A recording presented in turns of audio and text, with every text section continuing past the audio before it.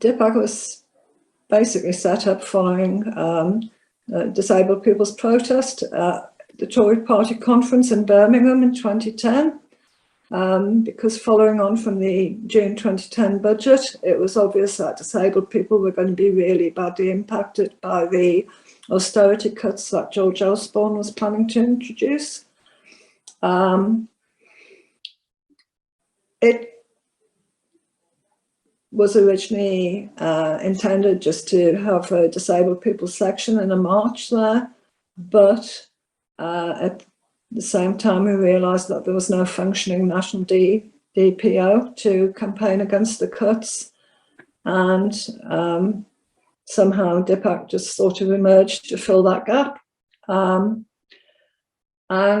from the original meeting of 6 or 7 co-founders in Birmingham, things just took off, and it was really difficult to know what to focus on because frankly there were so many cuts that disabled people were facing at that time.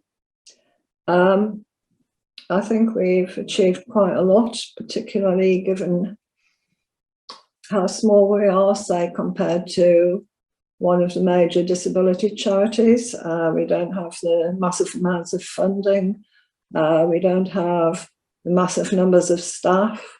We do have a research team, which is very useful. We work very closely with John from Disability News Service, which is also very useful.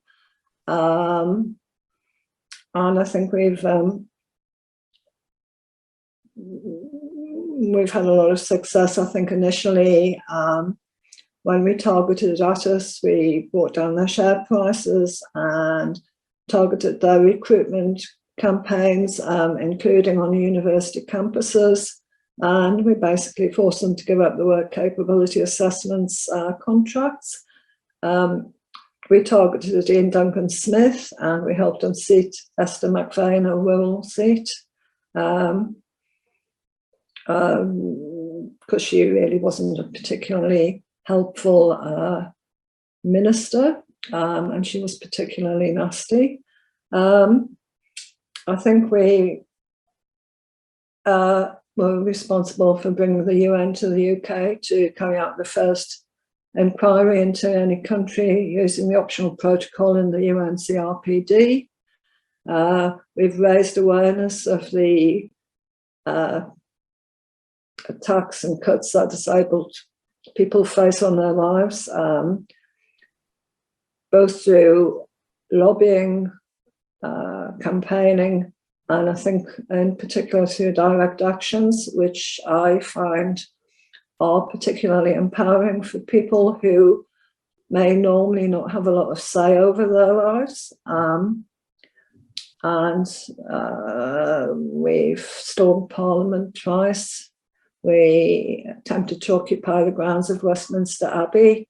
Looking at the pictures, I still can't believe how many police were involved in stopping a few disabled people camping there, but apparently it belonged to the Queen, so we couldn't go there. I think we've worked successfully with all sorts of groups, and I mean, in the last couple of months, we've actually been inundated with emails from people wanting to work with us and do